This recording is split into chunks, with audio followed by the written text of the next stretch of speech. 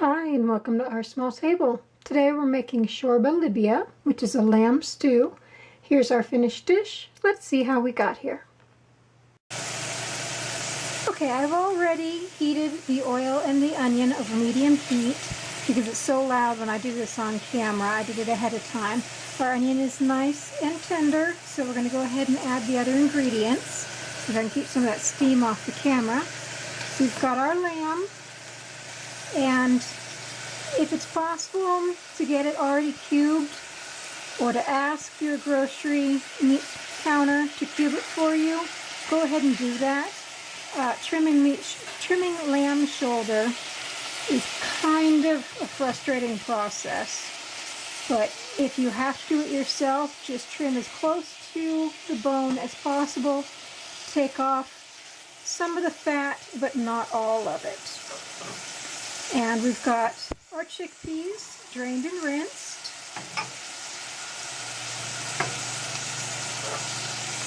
Tomato puree.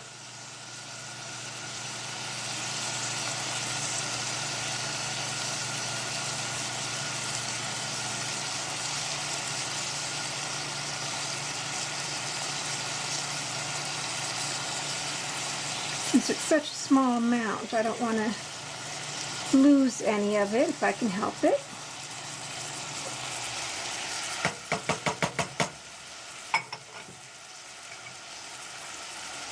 And our spices: turmeric, coriander, salt, and chili powder.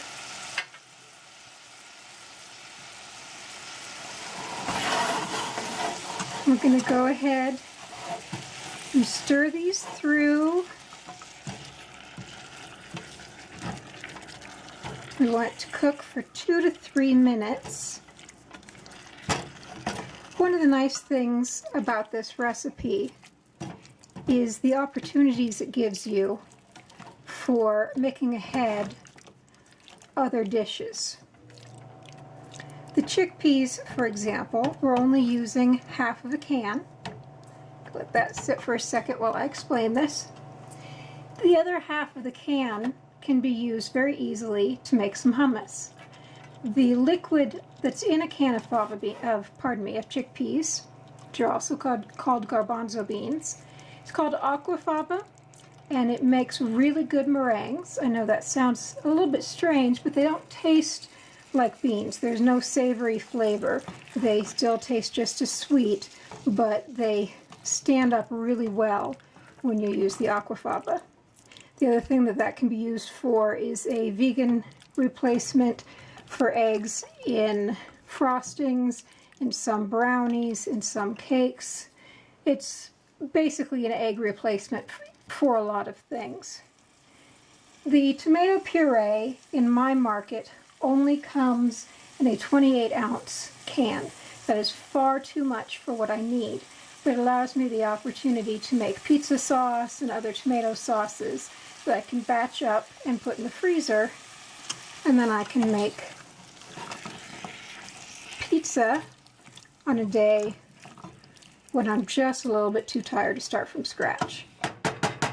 So we're going to go ahead, pour in our water.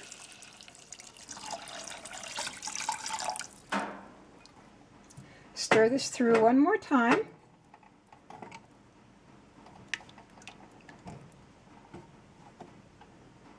And then this is going to be covered, and it's going to simmer for 30 to 40 minutes.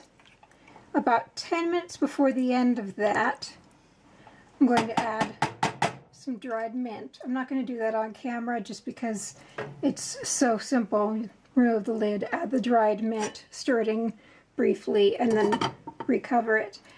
And then we'll be back when it's all done. Well, we've come to the end of our cook time, and our lamb is cooked through.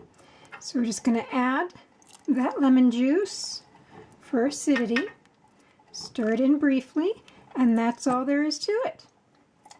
Thanks for joining me at Our Small Table. The recipe I've used today is linked in the video description and is available at OurSmallTable.com. Next time we're making zerbian, which is another lamb dish, this time from Yemen. click subscribe so you don't miss out.